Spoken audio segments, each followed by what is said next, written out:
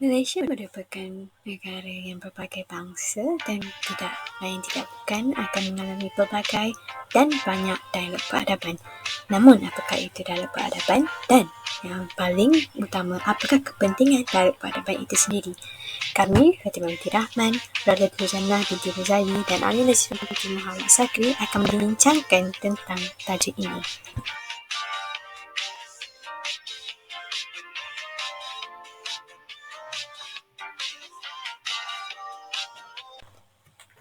Dialog bermaksud interaksi ataupun diskusi manakala peradaban pula boleh didefinisikan sebagai kemajuan sesebuah masyarakat atau sekumpulan orang daripada segi fizikal atau mental atau rohani.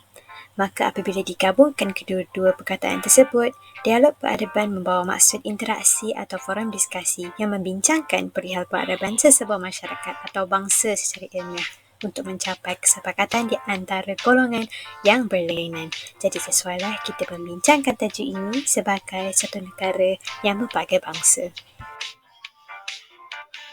Sebagai sejarah ringkas, kita dapat mengetahui bahawa terdapat beberapa tokoh yang telah mendefinisikan dan menceritakan tentang dialog peradaban seperti Presiden Republik Islam Iran, Presiden Syed Muhammad Khatami, Samuel P. Huntington dan juga Edward Said yang membincangkan tentang kesamarataan bangsa dalam komuniti pelbagai masyarakat dan keadilan minoriti dalam kalangan penduduk majoriti serta jalan penyelesaiannya.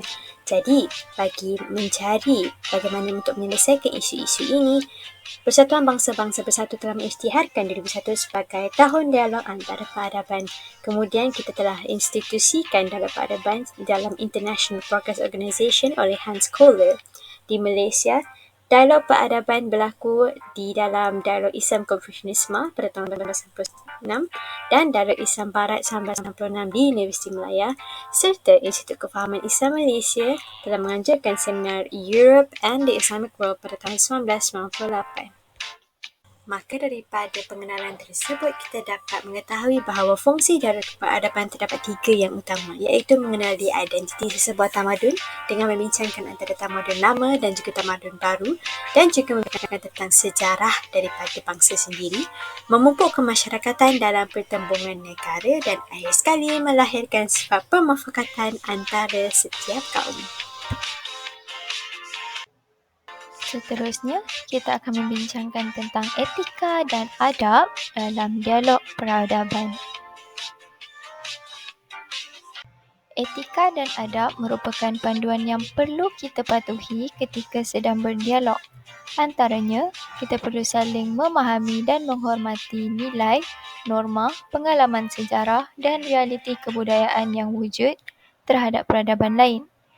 Kita juga perlu mengamalkan sikap toleransi, lapang dada dan keterbukaan terhadap pandangan peradaban yang lain. Tidak lupa juga untuk tidak mendiskriminasikan perbezaan agama, warna kulit, bangsa dan juga budaya.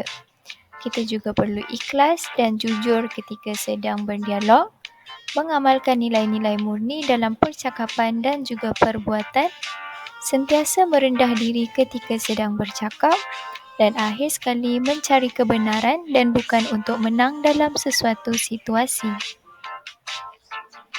Seterusnya, kita ke kepentingan dialog dan peradaban di mana kita semua setuju bahawa negara Malaysia merupakan negara yang berbilang kaum, agama dan bangsa.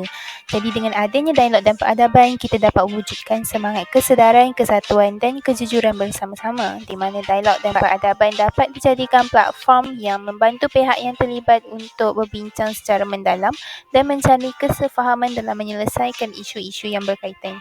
Dialog dan peradaban juga membantu semua pihak untuk mengenal pasti kelemahan dan kekuatan yang secara tidak sedar membantu semua pihak sedar kepentingan dan keperluan setiap pihak sekiranya berlaku sebarang konflik. Dialog dan peradaban turut memupuk semangat perpaduan dan perselisihan faham di antara pihak yang terlibat di mana ianya menjadi platform untuk semua pihak berinteraksi dan mengenali antara mereka supaya mereka lebih memahami cara hidup masing-masing. Dan akhir sekali, dialog peradaban membantu mencari penyelesaian bagi masalah global, memandangkan informasi dan maklumat lebih mudah tersebar melalui internet pada zaman ini. Jadi adanya dialog dan peradaban ini membantu pihak yang terlibat untuk bersama-sama mencari kesepakatan dalam menyelesaikan masalah ini. Jadi seterusnya, kita akan lihat pula apakah isu utama yang menggunakan dialog dan peradaban. Antara isu utama yang menyebabkan wujudnya keperluan dialog dan peradaban adalah agama, di mana amalan dialog yang terjadi pada waktu itu merupakan respon masyarakat bukan Islam kepada tindakan Tun Dr. Mahathir yang merupakan Perdana Menteri Malaysia waktu itu. Jadi Tun Dr. Mahathir telah mengubah polisi pentadbiran dengan menubuhkan Universiti Islam dan juga sistem keuangan dan perbankan Islam bagi mendepani gelombang Islamisasi yang terjadi di negara pada waktu tersebut. Masyarakat bukan Islam telah memberi respon dengan menubuhkan Malaysian Consultative Council of Buddhism, Christianity, Hinduism, Sikhism and Taoism, di mana ia telah mengadakan persidangan antara agama yang pertama pada tahun 1984 untuk mempromosikan aktiviti dialog bagi semua penganut agama pada waktu tersebut.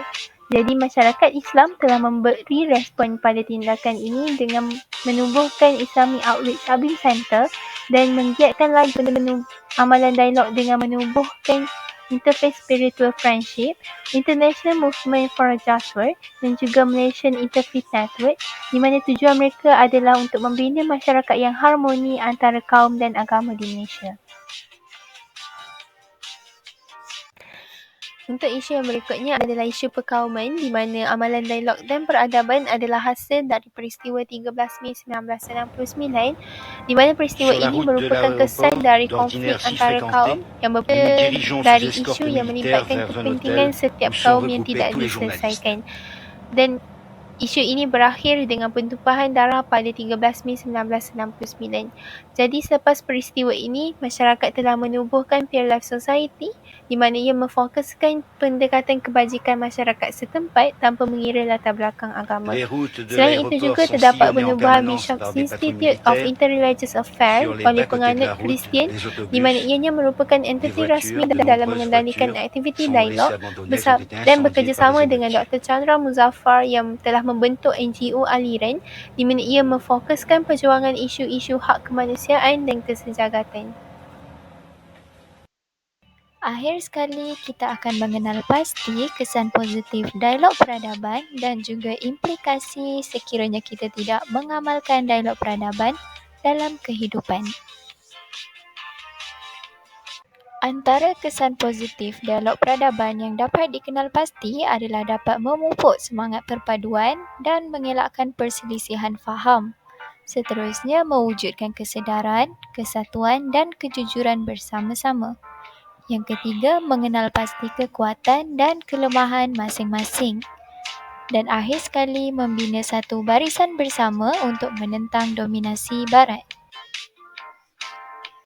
Berikut merupakan implikasi sekiranya kita tidak mengamalkan dialog peradaban dalam kehidupan seharian. Antaranya, kita akan mempunyai persepsi atau tanggapan yang salah terhadap peradaban yang lain. Selain itu, interaksi yang terhad antara dua peradaban atau lebih. Seterusnya, perebutan kuasa politik dan juga ekonomi.